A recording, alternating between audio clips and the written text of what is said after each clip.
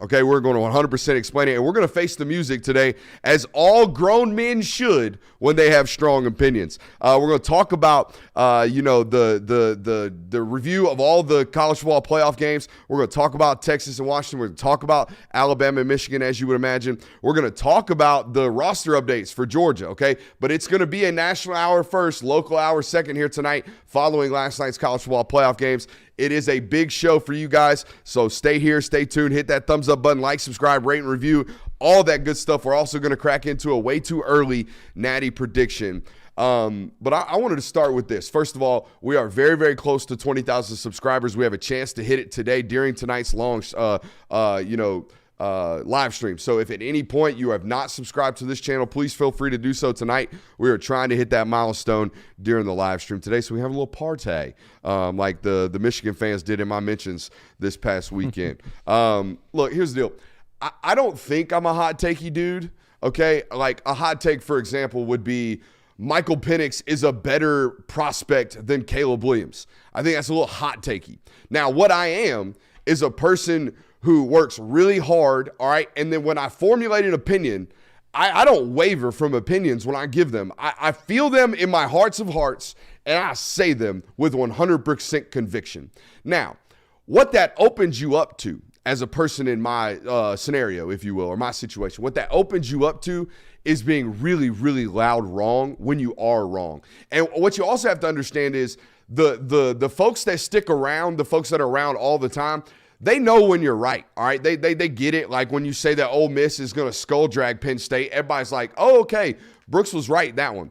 But when you're wrong, holy hell, do people come after you? And that's exactly what happened today, which brings me to yesterday when Michigan made me eat a month's worth of words, okay? A month's worth of words.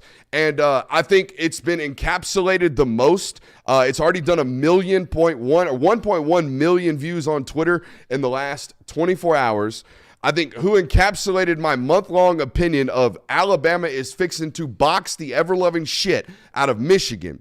Okay, the company that encapsulated that takery the best was Snaps. And boy, did they make me look like a hot take artist. Play the clip for me, Jay Will.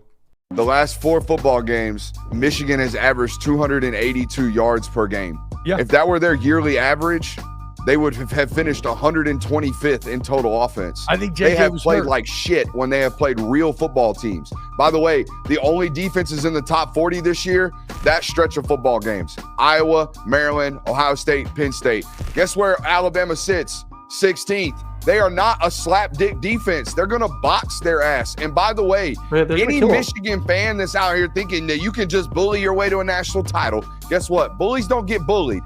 Alabama is not about to get bent in for 4 quarters. Are you shitting me? All right. So there's a lot wrong there. All right. But I think the worst part about that clip to me, when I went back and listened to it today, it never even crossed my mind that I would be wrong. Never.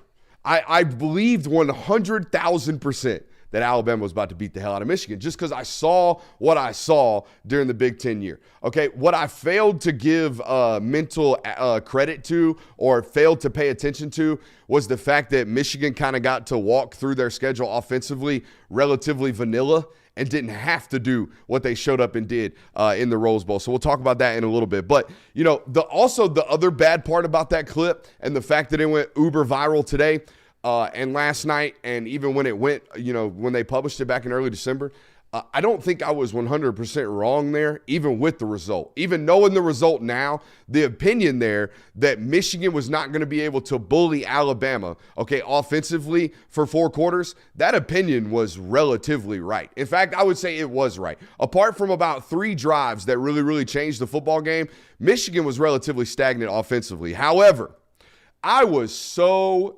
wrong on the other side of the line of scrimmage, right? Michigan's interior defensive line absolutely whipped the shit out of Alabama for 4 quarters. There was no doubt about that. And guess what? I was 100% wrong there. They dominated for 4 quarters. 55, 97, like 6 deep, it felt like, from guard to guard in there playing on that interior defensive line. So I deserved every bit of, the folks in the mentions talking about this guy's an idiot, this dude doesn't know ball, yada, yada, yada. You have a take that's that strong and that wrong, you deserve all of the heat that you get. So, yeah, I know no one wants to hear what I'm about to say.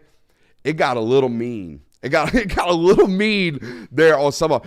I'm good. I'm good with everything. But as someone who grew up a fat child, I'm gonna tell you right now, Michigan fans listening to me right now, or any opposing fan bases listening to me, this sound of my voice. If you want to get under my skin, talk about how fat I am. I promise you, it will get me. Because guess what, boys? I didn't really have a choice. As soon as I was conscious, I was chubby. Okay, so it's been a choice in my adulthood, but early on it was not. So you want to get under my skin, call me a fatty. I deserved a little bit of that one, boys, because the takes were hot. They're going to box their ass. You just open the door for so many more insults now, because now people know what works in the troll. Yeah, I mean, that's fine. Look, I'm working on it. You guys get the accountability text messages. We are working on it. 2024 is the year of habits. We are working on it. We've been tracking the calories. All right, we've been getting the workouts in. We are absolutely working on it. But you want to get me. You got me right there. No different than I think you really could get under Big Ten fans' skin with the SEC is the big bad bully take before last night. And now it is no longer. No. I think Michigan in general I think Michigan surprised everybody not named Michigan fans in the sense of, like, even watching the Ohio State game, I never got the sense that Michigan's defensive line was built like that, or that they were going to be able to do that in a setting of like a college football playoff. I mean, there were times in that football game against Alabama where, they were just shoving their shit into Alabama's offensive line play after play after play. The whole first quarter, I felt like. The whole first quarter, Alabama looked like they were catching to me on the offensive line. And that was the antithesis of what we saw in that SEC championship game. I saw an SEC championship game where Alabama's offensive line played like what we all thought they were talking about preseason, where they talked about being these big bad bullies and being 350 pounds and being God's gift to offensive line play. And then they folded. They folded in that Rose Bowl game. And I want to talk a little bit more about it. Obviously, Michigan wins at overtime 27-20. I thought Michigan came out with a tremendous game plan on both sides of the football to both attack and stress Alabama. Okay, and here's what I'm talking about. Offensively, Michigan has been known as this 12 personnel tight grouped football team that likes to run the ball down your throat, right? That's what they've been known for. That's kind of who they've molded their offense into. It's very modern and akin to what Harbaugh was doing in the Stanford years, where they were super extra offensive line heavy, super tight end heavy, super congested, right? And run based, right? That's what they looked like for most of the year. They come out in this football game to start the game. They hop in 11 personnel and they're in spread formations.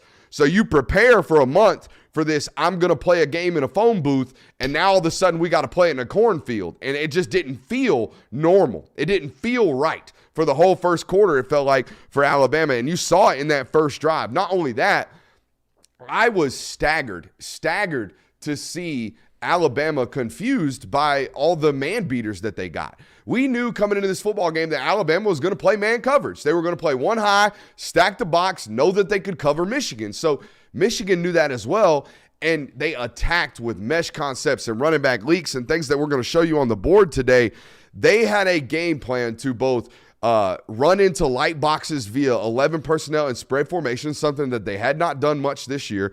And they also very clearly had a game plan to attack the man coverage that they knew that they were going to get in critical situations. So you have to credit Sherrone Moore, and you have to credit Jim Harbaugh, and you have to credit that Michigan offensive staff for doing exactly what I didn't necessarily think that they were going to be able to do, which is come out and be a modern offense. I knew that they were going to be this big bully offense. We talked about it in that viral clip, right? You can't bully Alabama for 4 quarters and win. And guess what? Michigan didn't. Michigan outcoached Alabama's defense for the better part of that football game. They had a plan, and they executed well on the offensive side of the football. And defensively, they did something relatively same. Where is my lav mic, boys? All right, so we were talking obviously about the defensive game plan. The defensive game plan for Michigan. We talked about the offensive game plan, them coming out in mixed personnels and spread and getting back into what they actually do in the fourth quarter. Once they kind of had set the tone, once they kind of got the momentum rolling, they're in that 4.5-minute drive down there in the fourth quarter. They did what Michigan did, but to start the football game in this one, they did something that I don't believe Alabama was ready for defensively. Now, offensively, for Alabama's offense, everyone during the SEC championship game, you guys were on this channel, we talked about, hey, got to contain Milroe, got to mush rush him, got to contain him. And I think a lot of people last night during the broadcast were like, damn, Michigan is blitzing the ever-loving piss out of Alabama. Is that what it felt like? Yeah. That's what it felt like. That's what your Twitter timeline was telling you all day as well, right? Yeah. All right, so tonight we're going to talk about the differences between blitzes and pressures because I think there was a very, very large misconception in the football world watching this football game. All right, a blitz, ladies and gentlemen, a blitz is a 6-man send. Okay, we are going to send more than you have on the line of scrimmage. That is classified as a blitz. Now, a pressure, okay, I don't care if you're an even front team, odd front team, I don't care if you play amoeba defense. If you bring 6, it's a blitz. If you bring a 5-man, it's what we call a pressure. We are now hot. If they bring anybody else, we're in trouble, okay? But if they don't, we're fine, all right? We have the 5 for their 5. That is a pressure. Now, here's what Michigan was doing. Michigan would have their 5. Let's call it a nose. Let's call it a tackle. Let's call it 2 ends, right? And then the Mike and the Willie would be in the box, right? That's what they would have in the look. All right, and every single obvious passing down, they were guaranteed to bring some type of pressure. They were going to bring 5. Now, here's where it looks kind of like a blitz. This 6th guy was responsible for the back almost every single time. So if I'm that linebacker, you played linebacker, Christian. If I'm that linebacker and the running back stays in to protect, what do? Run through. I add in, right? I add into the box. I'm now called a dog blitzer, right? I am a delayed second-hand blitzer into the box. They start to add in, and now it looks like they're bringing 6, but in reality, they're matching your 6. Okay, so that's what Michigan was doing the entire time in that early part of that football game. All right, and they were also, every single time Alabama was in some type of 2x2, okay, with the Y, and let's put the slot over here. Every single time they motioned to a 3x1, Michigan was adding the hat in over here, auto-adding, okay, when motion was away to me, or when motion was away from me into the short side of the field, they would add this guy in. It was sometimes the Mike, it was sometimes the Willie, it was sometimes the nickel defender, but you saw oftentimes Milroe kind of get like shocked and surprised by this additional add-on guy, and all he was a guy playing free because his running back, his responsibilities were in the protection. Okay, so we have to be very cautious when we're going out on social media talking about, ooh, they're blitzing the hell out of them. No, they had a tremendous game plan of constantly pressuring, all right, and then having that 6th guy constantly add in. Now, here is where our Georgia fans, rather, were on social media kind of perturbed, right? Why didn't we do something similar? Why didn't Georgia do something similar to Milroe in the game plan? And here's what I will tell you. Y'all remember Gary Danielson coming on the show? Yep. Yes. That was kind of a big moment for the program, Very right? He cool. don't really do that a lot. Do you remember what he said about mobile quarterbacks? Sometimes you got to do what? Sometimes you just got to get after them, right? That's what he said. Sometimes with mobile quarterbacks, you can try all day to spy them, but sometimes you just end up leaving the guy 5 hours to sit back there and dissect your defense. Yep. Sometimes you just got to pin your damn ears back and go and trust your guys to get the damn dude on the ground. And if you don't, trust your defensive backs to keep guys in front of them. Okay, but most of the time you can't just, even if he is a quote-unquote slow processor, even if Bill O'Brien did tell him he's a running back, whatever it is, you cannot allow a guy to just sit back there and take 15 minutes to dissect your defense. Okay, so we saw Georgia do that, and we saw kind of the antithesis of that for Michigan. We talked about mush rushing Milroe during the SEC championship game pregame week, right? We talked about, hey, got to push the pocket, got to really collapse it on him. Michigan said, to hell with that. We're not mush rushing any. We're not slow playing nothing. We're going to get after this dude. We're going to push the pocket, and we're going to push it now. We're going to get upfield. We're going to do our best to maintain our lanes, and we're going to get this guy's eyes to drop immediately and focus on the rush. And that's exactly what they did in this football game, guys. I thought they had a great plan on both sides of the football, and they executed the plan.